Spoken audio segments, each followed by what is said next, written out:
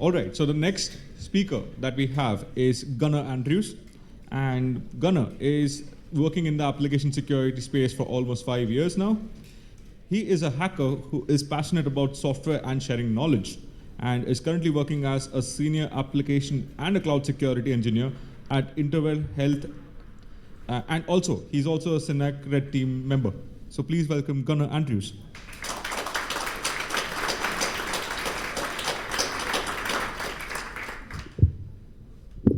All right. Hello. Thanks for coming, first of all. So this is my talk called How I Built Recon to Scale with Serverless Architecture. So we're going to go over a couple different kinds of serverless, some logistics, and then there's a bunch of screenshots, workflows, code, all that kind of stuff. The slides get shared and everything else, so if I'm going too fast, it's all available after. I just wanted to lead with that just so if people are interested.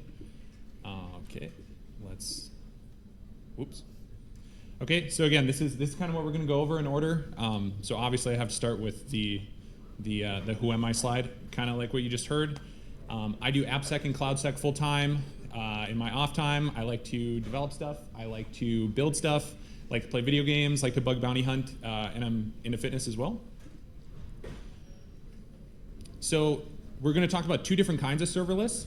So there's a lot of the word serverless flying around. One is kind of an idea. One is a framework.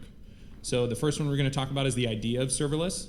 So there's a couple quotes up here from both Red Hat and Cloudflare, a little bit about what serverless actually is. So basically, if you read a little bit of those snippets, I'm sorry about the small text. It basically allows you to build applications, manage applications, deploy, etc., without actually having to manage the infrastructure under it, right? There are tools, especially in the bug bounty space, that are developed to help with this. One is called Axiom, that allows you to basically take a workload and spread it over a bunch of servers, and then it will basically ingest the data, bring it back, and give it all to you as one thing. There's also a tool called Shadow Clone that actually does get into the serverless space that basically allows you to do the same thing but break up a workload over a bunch of Lambda functions, or I think it uses Azure and GCP too. But basically what serverless computing is if you take there's a line that what you're responsible for and then what, let's say, a cloud provider is responsible for. If you spin up an EC2 instance in AWS, you are responsible for updating that server. You're responsible for managing what ports are open on that server. And there's a whole laundry list of things that you're responsible. You're responsible for that server. AWS is responsible for the data center. If someone breaks into the data center, you are not responsible. If someone breaks into the server, you are very responsible, right? Serverless takes that line and moves it basically one more step up. You are now only responsible for what you are deploying on the servers. That's actually the code you're writing, the software you may be deploying, whatever it may be. That's now the only thing you are responsible for. AWS is actually managing the runtime environments for you, the servers in the back end for you, scaling, everything. Caveat that we'll talk about later, obviously you have to pay for that, but we will talk about that a little bit more in a bit. So there is a lot of these out there. There's a lot of different flavors, and they do a lot of different functions. A lot of what we're going to be seeing today is AWS, and that's some of the stuff you see there on the top. So we're going to talk about AWS Lambda, AWS DynamoDB, step functions, but GCP has this kind of thing too. One example is Cloud Run, and Azure also has Azure functions. I'm pretty sure DigitalOcean also has DigitalOcean functions. There's a lot of it out there. Serverless is kind of spreading to everybody. But the ones that we're going to focus on today and like some of the demos and the screenshots is all AWS, but it is not cloud agnostic. But this basically allows a user to either package up code in a zip file or use Docker files and Docker containers and basically take either your image or your zip file of code and just deploy it. You're basically telling the cloud like this is Python, Go, whatever it may be, and it handles the rest. All you're worried about is updating and managing the actual code base or the software you're deploying and nothing else. So this is the other serverless. This is the serverless framework. This is basically a CLI tool. If anyone here has heard of Terraform, it's pretty much a spin-off of Terraform for only serverless products. It works with all the different clouds, all the main cloud providers, and it works with their serverless offerings. It comes with a whole bunch of plugins to do a whole bunch of things. One of the plugins we'll see is it allows you to deploy a Python Lambda function with a requirements.txt file, which has been annoying in the past if anyone has done Lambda development. And it handles these laundry lists of languages that I have up there, plus a lot more. And the reason why we're going to talk about it is because there's a lot of different ways to remotely deploy serverless. AWS has something called SAM that you can use to deploy serverless. It's not user-friendly 100% of the time. This, in my argument, is. And we're going to show a little video walkthrough of it, but basically it breaks down to like these 4 things. It's an NPM package that you install. When you type just serverless, it pulls up a whole list of templates that you can choose, and it will basically do what a lot of other tools do, and it will make you a new directory and populate that directory with what you need. For example, with Lambda, a Lambda handler, the YAML file, you'll need to deploy it and configure it and everything else. Whenever you're ready to deploy, you just type serverless deploy, and obviously there's a bunch of flags if you want to configure it, but serverless deploy will deploy it. And then you can invoke it right from the command line, and we'll show that. There's also ways that I'll show you when you invoke the function. If you want to test your Lambda locally, you do not have to pay for AWS Cloud 9. You do not have to mess around with SAM. All you do is, instead of serverless invoke and you're calling your function, you just add in local, and we'll show that. But then you're testing your Lambda function locally, and you're not actually paying, to run a bunch of tests, right? And you can hand it data, fake data, dummy data, and everything else, and you can test all your serverless stuff locally before you actually deploy it. And if you turn out you want to remove something, serverless remove removes all the backend, as well as the actual Lambda. So this runs on the CloudFormation stack, and then uses obviously S3 as a backend for CloudFormation. And that's actually how it will be deployed, very similar to SAM, but it puts it all in a nice little YAML format for you that we're going to go over, and basically puts a CLI wrapper on it. So I have a video here, and I'm going to probably speed it up and like skip through some stuff. But basically, like I said, when you type serverless in the beginning, it will let you pick from a bunch of templates, and there's a whole bunch there if you click other. But all I did here was pick an Amazon starter one, which is, obviously, of course, your cliche hello world. You're naming it, and it will then build you that new directory and deploy it out there, right? You can use the dashboard. The dashboard is a paid thing you definitely don't have to use, right? And we don't want to deploy it. After we cd into the directory, I'll show you when you ls in here. This right here is in your directory. There's 2 things in the beginning one, okay? The handler is the basic handler that you would use, whether you're using SAM or something else, to deploy something. And then the serverless.yaml is the actual YAML file you're using to configure the Lambda function. So this is how much memory you want to have, the timeout you want to have, and stuff like that. But as you'll see here in a second, oh geez. I even tried to avoid live demos too.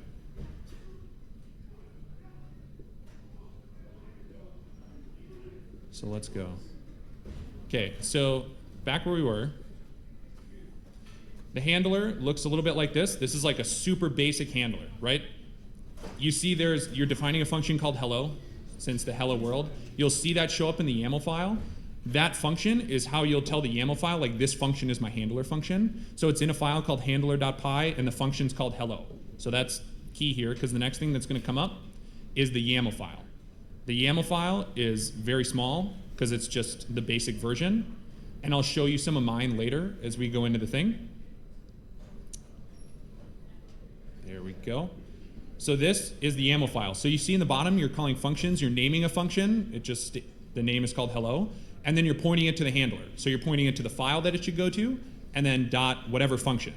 You can have a bunch of functions in one directory. You can make one directory per, all that kind of stuff. You don't have to put any secrets in here. This makes it so you can actually package up Lambda functions in directories and use Git or any other type of version control to actually code develop serverless architecture, right? So what? There was a fight in the hallway, and they stopped everybody. Oh. Don't fight. So this is the part I'm probably going to skip through, because this is basically just like, it runs for about 75 seconds. But when you type serverless deploy, like I said, it's using CloudFormation and S3 just like SAM does in the back. And that will basically this is now just deploying it to my AWS account. So the only requirement to get this to work is you download the npm package and you have your AWS credentials configured, just like, you know, if you're using the AWS CLI, it's the same thing. So really, at the end of the day, like, what it is it's a CLI wrapper and YAML wrapper around the AWS CLI and basically doing what SAM does. It just makes it a lot easier to locally develop, deploy, and update what you're doing. So once it finishes here, right here, we're going to invoke it. You invoke it by the function, which we called hello. And when you invoke it, this is actually running on my AWS account after it was deployed. Like I said before, though, you can do the same exact thing and just tell it to invoke locally. And this is now using whatever I have on my machine, right? So if you want to test before you deploy, you can invoke locally, and then whenever you're ready to remove it, the last step, since obviously I don't necessarily need to keep a hello thing on my account, use serverless remove, and it removes everything. It's very simple, it's very easy to use, especially compared to some of the other stuff like SAM or just using the AWS console. So now, of course, we have to talk logistics. What I mean by that is we're going to talk about cost and scalability. So I'm going to prereq this by saying if you want to use serverless to build your own automation framework for either red teaming, bug bounty hunting, or blue teaming, or whatever it may be, and you want to scan 100 million domains every 5 minutes forever, it's going to cost you money. There's no way around it not costing you money. There is a free tier for a lot of this stuff, and I will talk about some of the ways to save money if you want to maybe make it a little bit less user-friendly, but a little more cost-saving. We're going to go over that during the example. But a little caveat is it does save you money.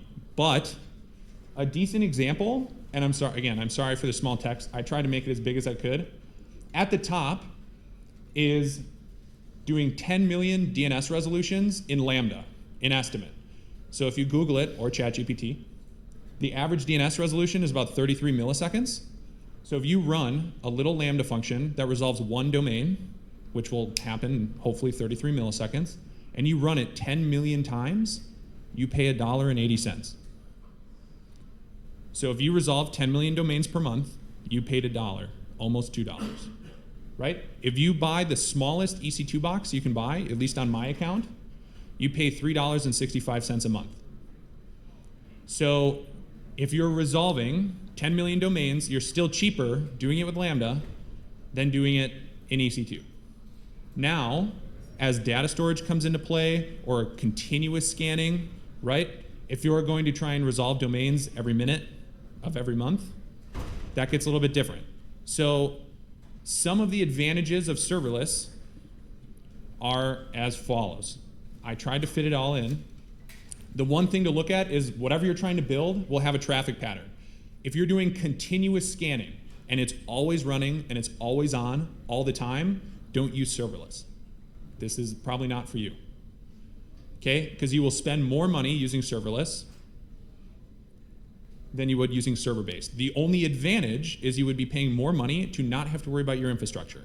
That may be worth it to you, it may not, but this won't save you money. If you have spiky workloads, let's say you want to resolve 10 million domains once a month, serverless is for you because you don't have to worry about spinning up and spinning down servers and forgetting it's there and then paying for the whole month. You don't have to worry about where your servers are and how big or how small they are and if they can handle the load or if you're going to overload the server. All of serverless has scalability basically to unlimited. I mean, obviously there's benchmarks, but just quote unquote unlimited for whatever workload you want to give it. It will scale for you and you only pay for what you use in serverless. So Lambda, for instance, you pay for the computing resources times the amount of time you're using them. That's it. It doesn't matter if you do it 1 Lambda at a time. It doesn't matter if you do it 100,000 Lambdas at a time. You're using the same amount of computing resources. The math works out the same whether you run it 1 at a time or 100,000 at once. So for very spiky workloads, serverless normally will perform better than servers, and it's way easier to manage and it's way easier to scale.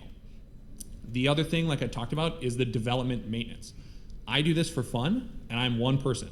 I do not have a dev team. I do not have an infrastructure team. I don't have anybody. This makes it very easy because all I do is write code and do what you just saw. I just deploy it. And then I don't worry about it. and we're going to talk about how to schedule it, and it'll even run on its own and all that kind of stuff. You basically code. It's basically like you're pushing to Git. You code, push, and you forget, unless it breaks. But we'll talk about that too. Okay, so now, okay, good. I'm doing good on time. So I'm going to go through my stuff. A little birdie told me opening AWS console at Hacker Conference was probably not a good idea. So it's all screenshots. I am not hiding anything. If you have a question about something or you want to see something, get in touch with me, ask me. I am more than willing to share it with you. These slides will be available. There are code, all the code is in the slides. It's just kind of the best way of both worlds where like I'm not showing my AWS console at a Hacker Conference, and I can show you guys how I do things. So this is one of the workflows. This is the one we're going to focus on. So this is a passive enumeration that I use for bug bounty. There's passive and active enumeration. This is the passive side of things.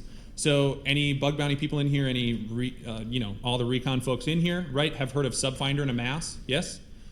This is basically bundling those tools up and running them for me against whatever I wanted to run on. This is called step functions in AWS. This basically allows you to orchestrate both serverless and non-serverless. And this basically is a workflow. So it comes in on the top to a Lambda function that's called passive enumeration. And then in parallel, it will both delete what I just processed from the queue, assuming it's successful, and it will loop through all my results. And if the domain is a new domain, it stores it in my database, which is going to be DynamoDB, which we'll show in a second. After that, there's temporary recon data because step functions can only handle so much data being passed from step to step. And you use S3, just like basically every other AWS tool, to handle the large temporary data you're handling in between. And then it all just gets deleted at the end because it ends up in the database. So this is just a really quick, like this, again, this is my configuration I use, but this is just the configuration for a very basic SQS queue. This is basically how everything talks. So I use like a pub sub type model for my stuff, and I use SQSQ as like that basically broker in the middle. So anything that either will go from workflow to workflow, or that goes from a workflow getting kicked off into a workflow, all happens through SQSQs. SQSQs have a massive free tier. I've never paid for it yet. This is not one of the services where you will pay. If you break the free tier, congratulations. Okay, I think it's like 50 million messages or something. So this is how everything starts. Again, I use this for bug bounties mostly, as well as a little bit of work. But this is, so PlayStation is pretty cool. They're giving one away, I think, in the CTF. But PlayStation has a bug bounty program. So I have a separate table in DynamoDB, which is a NoSQL serverless database that scales with you, just like everything else in serverless, on AWS. And this is what every target I have looks like.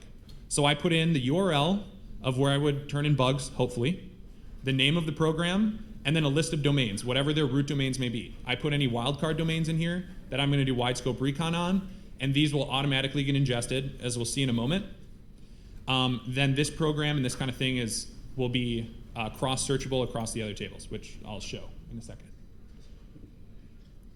This is an example of what it would look like after. So again, there are other steps to this that I only have 45 minutes to go over. Again, if you're interested, we can chat. But it starts out as it finds domains, it'll put them in there with the subdomain, the program, and then an empty list for CNAMEs and IPs that it finds. And then there's more, obviously. This is kind of truncated, but then whether or not it resolves, there's timestamps, everything else. You can add whatever you want here. And this can be updated, and this is like one of the tables as a source of truth for results. Now, with this, you can do something in DynamoDB called scanning. It's sort of an intensive process, but it works very well across table, and you can do a lot of very cool queries with it. So in my opinion, I think it's worth it to look into. So for example here, if I wanted to go into my domains table of all my recon of any amount of domains, and I just want to find the PlayStation one, it's very easy to just scan my table called domains, and the attribute name is program, and I want it to be equal to PlayStation. And I would get every domain from all three of those seed domains that PlayStation is a part of. If I just wanted one of those domains, I can set the attribute name to seed name equal to whatever the one domain that I wanted to find was. And you can scan, those filters are, like I said, very, very intense. You can basically filter against anything you want. So this is the other thing. So a lot of bug bounty hunters, especially when you're running automated recon, you want to know when new stuff shows up, right? You want to be the first one to it, all that kind of stuff. DynamoDB makes that very easy because there's something called a DynamoDB stream that streams, it's basically an event API of everything that's happening to your DynamoDB. It's very easy to make a trigger and hook on, just like you see in the thing, to hook on a Lambda function to that trigger. So anytime a new thing happens to your DynamoDB, there's a Lambda function to ingest it, and you can tell it only ingest inserts, only ingest updates, whatever it is. So obviously for a new domain, it's pretty straightforward. Anytime a new insert goes into my domains table, that means there's a new domain. There's a Lambda function called new domain notification that we're going to show on the screen that will basically ingest that streams API, grab the new domain that just got added to the database, and shoot it to Slack. So I don't use, there's not necessarily a tool for that. It's just a post request to a Slack webhook that we're going to go over.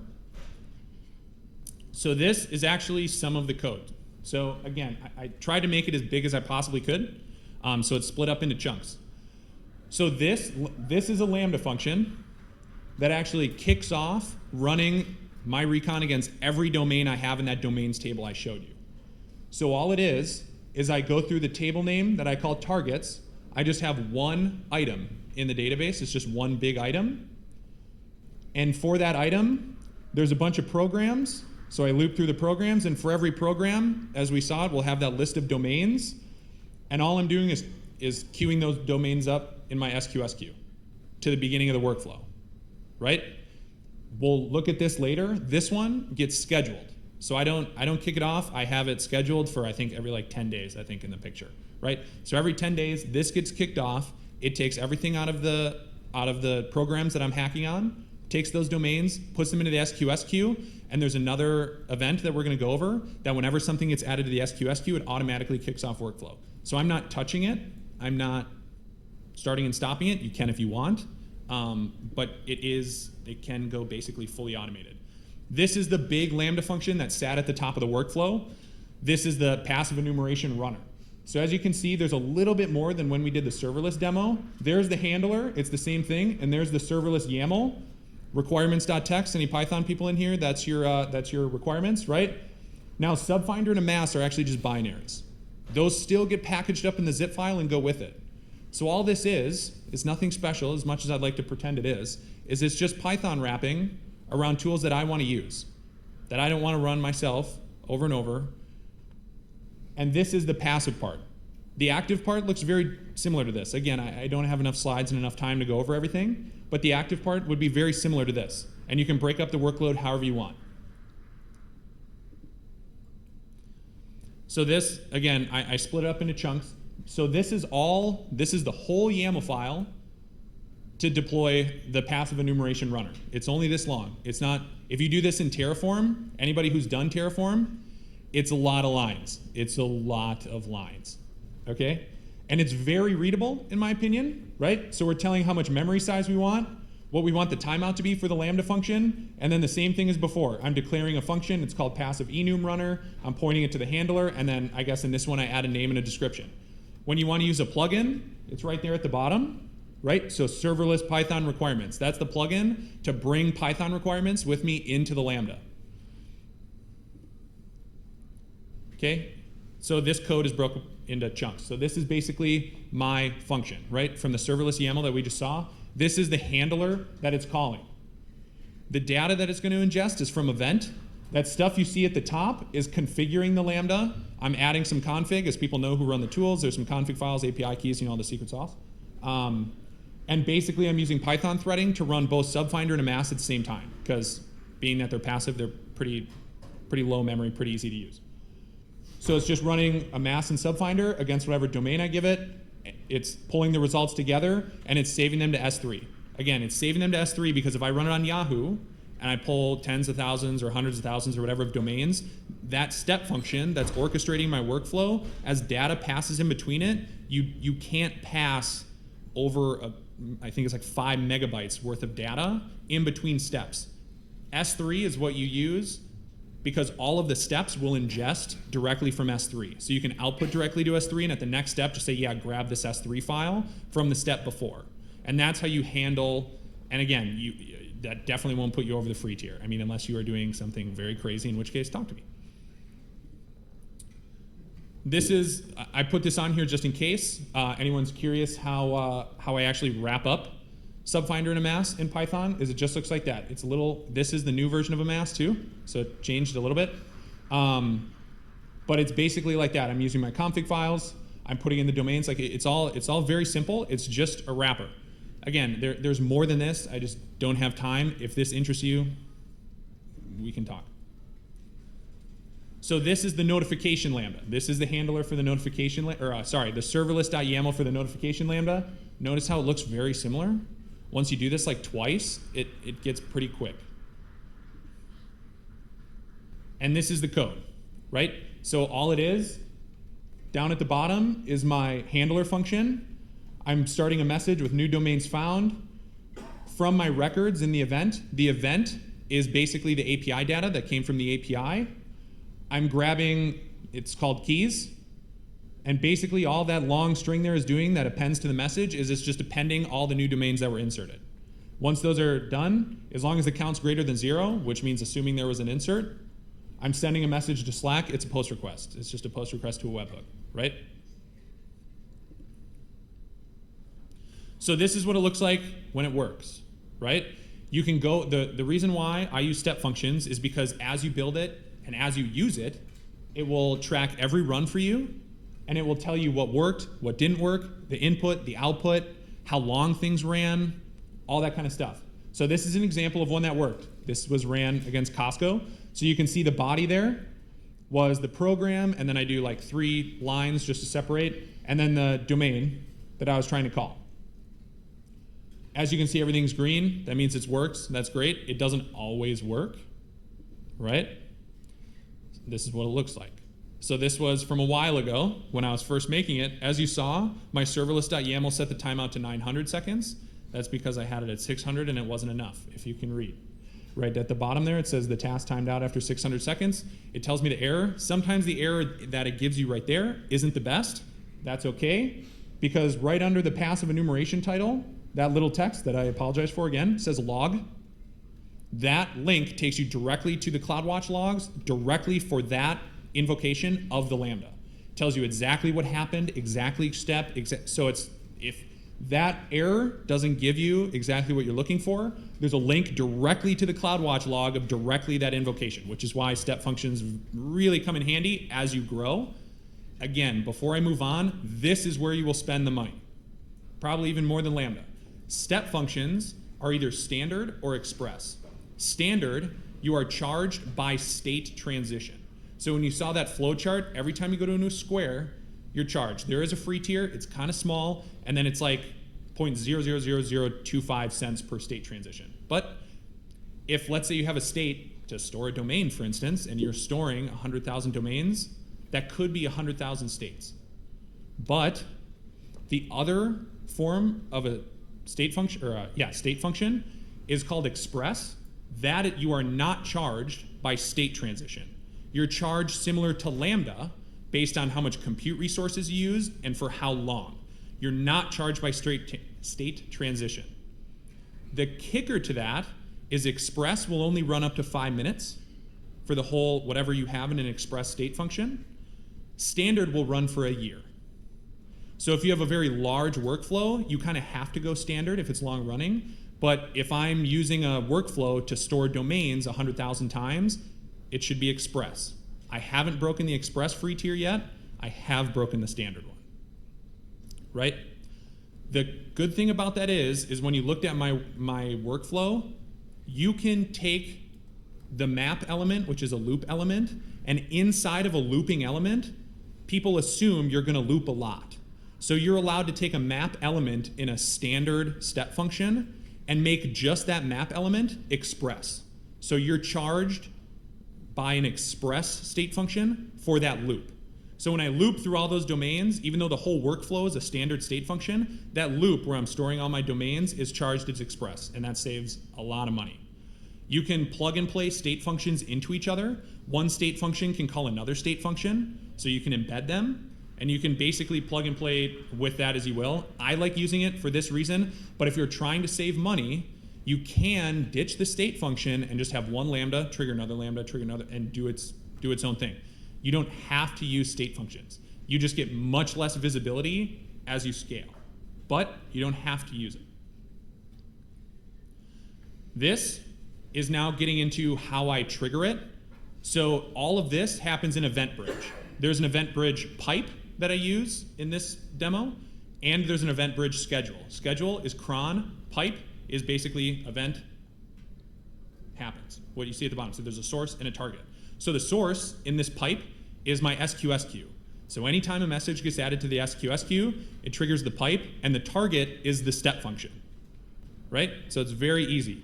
Anytime a message gets sent to the SQS queue, it will either sit in the queue if I have the max amount of concurrent step functions I have set running, and then it will trigger it when it's ready, or if there's none running, it will automatically kick off a step function, which will ingest the message from the SQS queue and kick off. The other one that I have in Event Bridge, again, is called a schedule, which is basically cron in AWS. So I have a schedule at a rate of 10 days, and you target it at a Lambda function. I didn't, like I said, that target one right next to the schedule is where you'll pick your Lambda. And I pick, so every 10 days, I have a target of that full run Lambda that we talked about that just goes through my targets table and posts them all to the queue, which will then trigger the pipe on the last slide and ingest it all into step functions. And that happens every 10 days automatically without touching it. You can change that, you can delete it, you can do whatever you want. You can obviously manually kick off and invoke Lambdas if you want to and you don't feel comfortable doing it automatic. That is basically what it is. I will say, since I'm pretty sure, so I will say before the thank you and the questions, I will say I have personally monitored a couple 100,000 domains because I don't do mass recon. I like to do recon on the targets that I'm hacking on at that time. I have monitored fairly continuously a couple 100,000 domains and kept my price pretty firmly under $50 a month. So it's not crazy expensive. It does cost money. And again, it's not, if you scale it, it will scale with you and it will work very good, but you still pay for it. So yeah, that's all I have. It looks like I do have 10 or 15 minutes here for questions because I do have to jet after, but if there's any questions, I would love to answer them. Yeah. Thank you.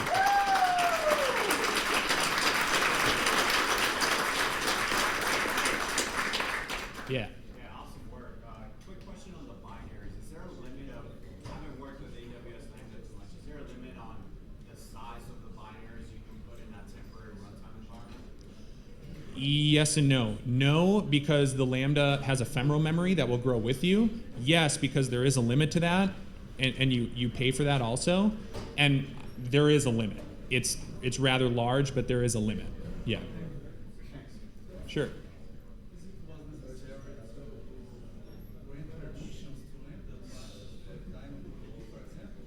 Yes, so serverless will set up the IAM roles that go with the Lambdas automatically, and you can configure those either in the YAML or in AWS, but they do get spun up automatically.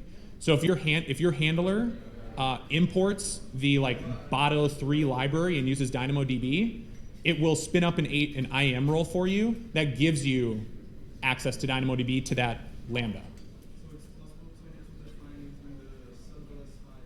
Yes. Yep. Yeah. You talked about the 900-second limit with Yep. State functions. Is that something that you've ever run into with your more active recon, like doing crawling and stuff like that, where the tool wants to take 30 minutes and you run out of time? So when and again, the reason why I didn't touch the active one is because it gets a little more interesting. But the active stuff, the way I approach it is I split it into super teeny chunks that run lightning fast. So that's why I talked about domain resolution, because I resolve domains one at a time and they resolve in like milliseconds. Because at the end of the day, it doesn't matter. It's all runtime versus memory. So it doesn't matter if I resolve a chunk of 10,000 domains at the same time or one at a time. It's all the same runtime. So the only thing that would really matter, is like hitting your database a bunch. So you can resolve a bunch and have them all catch at a step in the step function, and then like as batches happen, then you can batch update databases. But for the active stuff, I break it into super teeny chunks, so I never really have to worry about a time limit. Yeah. Are step functions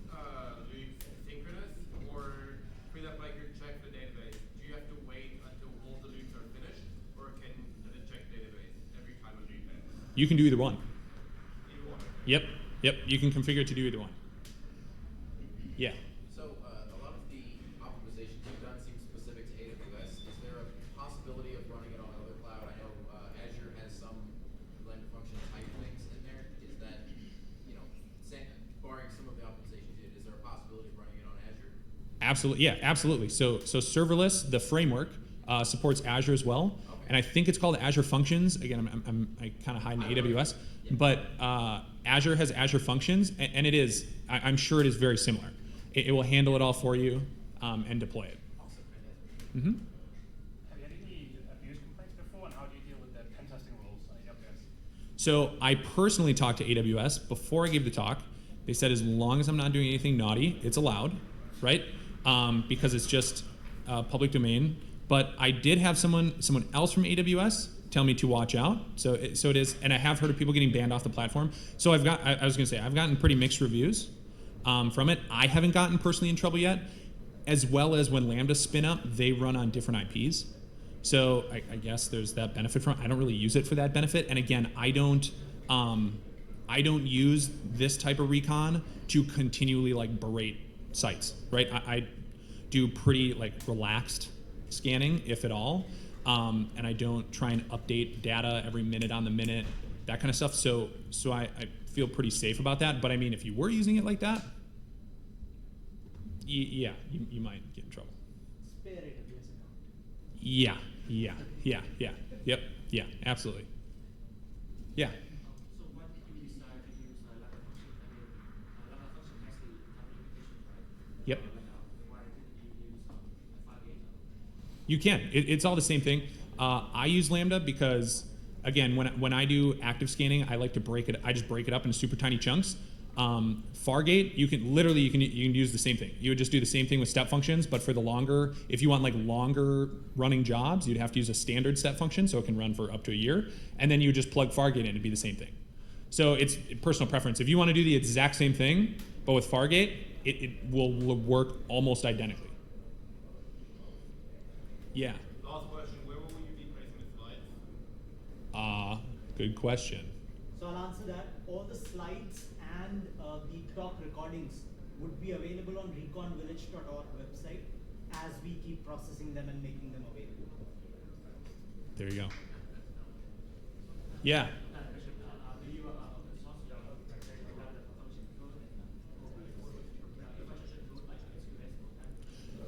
Yes and no. So I am, like I said, I'm willing to share, and I may, if there's a lot of ask for it, I may just like make it easier to put some stuff in a GitHub repo and share it. And I'm not against that. Part of it, I won't, just because it's a lot. But again, if you have a question, get in touch with me over Twitter or something like that, and I can. And if there's a lot of interest, I probably will. I guess I didn't have plans for it, but it's not necessarily because I'm secretive or anything. I guess if there was interest, I wouldn't be against it, but I didn't originally have plans to, yeah. Cool. Thanks, guys.